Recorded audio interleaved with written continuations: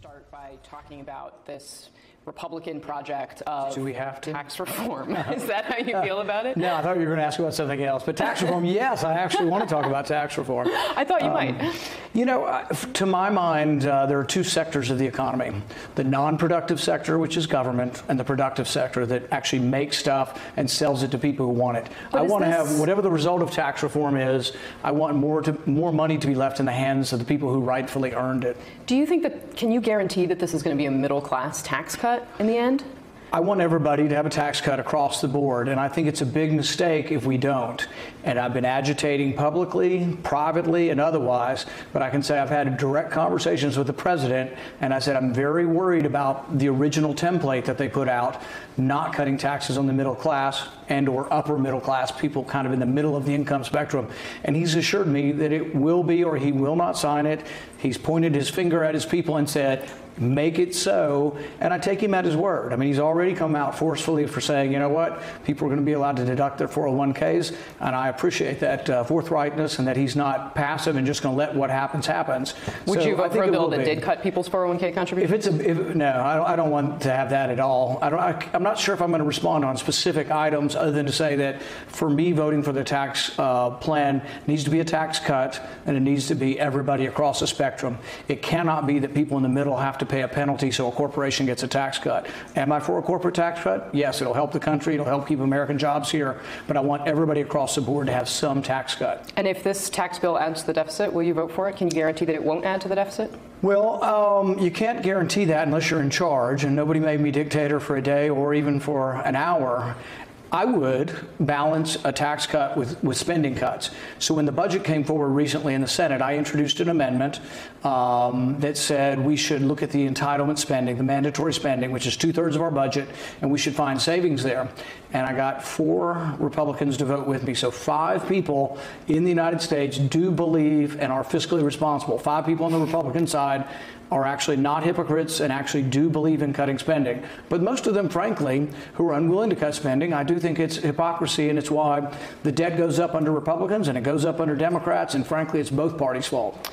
Are you a guaranteed vote with the president on tax reform? He says repeatedly in tweets that you are. You know, I do want to be, and I plan on being, but I plan on agitating to the very end, and I think You've had a lot of practice doing that. Yeah, I think they were uncertain enough about me because I voted against the budget twice this year, the only Republican to do so. They know that if they screw it up, if they end up raising taxes on the middle class, they could lose me. And so I think in some ways that gives me some leverage to make sure that there is a middle class tax cut. The president is with me, so I'm completely with the president on lowering the corporate income tax, middle class tax cut, keeping American jobs at home. I'm completely with him philosophically, and I want to make sure that the bill ends up there. And I think I have some leverage to make sure it does, because I think they need my vote. Let's talk about what I assume you thought was the other project. That's the thing we're not going to talk about. There is a civil war going on inside your party right now. The president said that Bob Corker could not be elected dog catcher in Tennessee. Right. Is that presidential? You know, I think that there is a bit of a war going on, and to me it's interesting because I'm sort of also at war with my party a lot of times too, but I'm at war on sort of policy differences on whether we should balance the budget, have spending cuts, and I think that's a fine place to be. In fact, Do you think he's conducting himself in a presidential manner? I'm getting there. But I think that when you keep it on policy, so for example, I've opposed the president on major policies this year, on the fake Obamacare repeal, Obamacare light. I've opposed him on several bombing in Syria, things like that. But we still have a very good relationship because I don't attack him personally. And so what I would say is going on, and it's not one-sided. It's like when you're a kid and your parents say it takes 2 to fight. There really is a little bit on both sides. So on one side, there's this high-mindedness that they're going to condemn the president's character. But in doing so, it's sort of like perfect people can condemn other people's character. And if I tell you, Casey, I think you're immoral and you're a thief and you're a liar, do you think we can have a conversation? We can't do that. And so the thing is I think we should avoid sort of character assassination or condemnation. Now you're a pundit. You can say whatever you want about the president. But if we're working together, I would say it's a better thing. I'm more than happy to go to war with the president on occasion, and also support him many times as well on policy.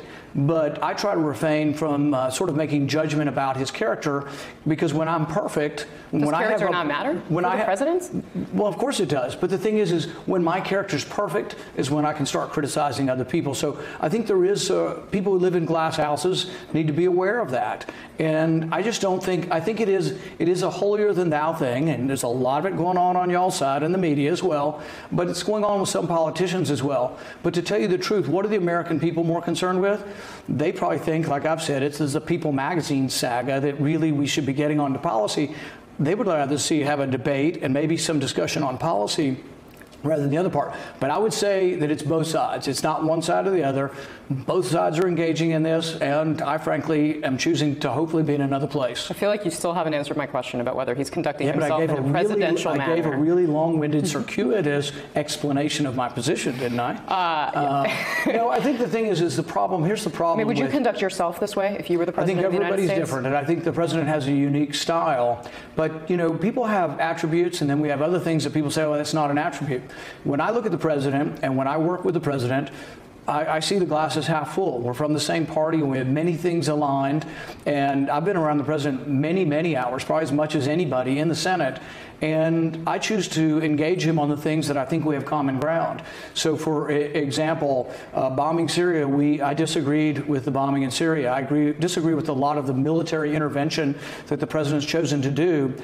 But I choose not to confront him on that or other particularly things of personality difference. I choose not to engage on that, but I choose to try to find common ground. I love his cabinet. I love the Supreme Court pick. I love the fact that he's gotten rid of more regulations than any president in recent history, including most of the Republicans. Do you guys like each other personally? You played a lot of golf. Is the president a good golfer? The reason he and I get along well is when I first showed up to play with him, I said, I'm not taking any welfare from you. I'm not taking any strokes. I'll play you even up. You play the blue tees? He's better than I am. He's probably about a 7 handicap, and I might be twice that. And then I might be stretching it. But I enjoy playing with him. You know, it's competitive. We talk a little bit of policy, but it is camaraderie, and we get along, you know, very well. I want to ask you about another Republican who has loomed large in this fight, and that's Mitch McConnell, your colleague from the state of Kentucky. Do you think that Mitch McConnell should be supporting groups that are personally attacking Steve Bannon? That's what he said he's going to do. I think there is a war going on in a civil war in the GOP, and it's less the sort of Twitter war, character war that you're seeing between people, and there is a policy war going on. And there's going to be a debate and a discussion, and frankly, I'll be part of this. I'm going to be involved with primaries around the country, also trying to. Are you going to weigh in on Republican primaries where there are Republican incumbents here in the Senate? No, I'm not. Okay. I'm not going to be opposing colleagues in the Senate, but in open races, I will get involved. We're helping and asking people to, you know, be a part of groups that will help in these races. Do you think you'll be on Steve Bannon's side more often than Mitch McConnell's side? I'm going to be on the side of limited government, constitutional government, that we should declare war before we go to war, that we should balance our budget, and that we have to have spending savings.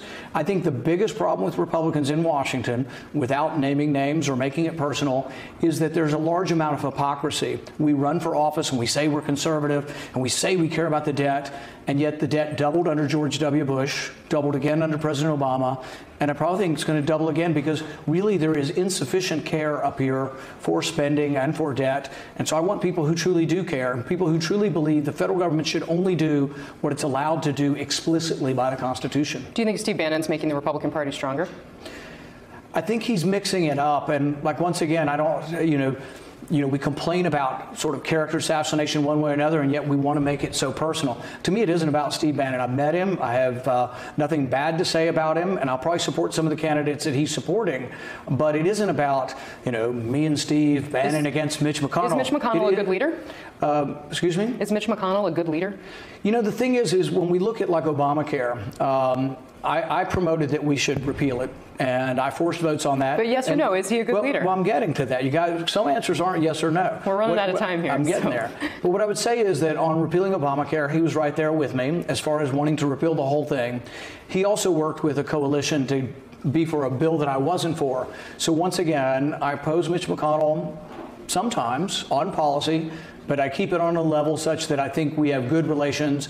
And do I think he does a good job herding the cats that are up here, the disparate, you know, different philosophies, right, left, and middle? It's a difficult job, but I think he does a good job with it. Very last question, and this is also a yes or no question. Would the country benefit from a Republican presidential primary in 2020? I think no one can stop primaries from happening, and there could well be a primary that happens. Before you even get to that, you need to know, is President Trump running for re-election? I think you won't know that till you get into sort of second, third year of his presidency. At this point, I can't see myself supporting anybody but President Trump, because I think he's given us the most conservative cabinet we've seen since Reagan, maybe more conservative than Reagan. We've repealed regulations for the first time in 20 years. He gave us a great Supreme Court justice, and I'm hoping he gives us a couple more if we have retirements.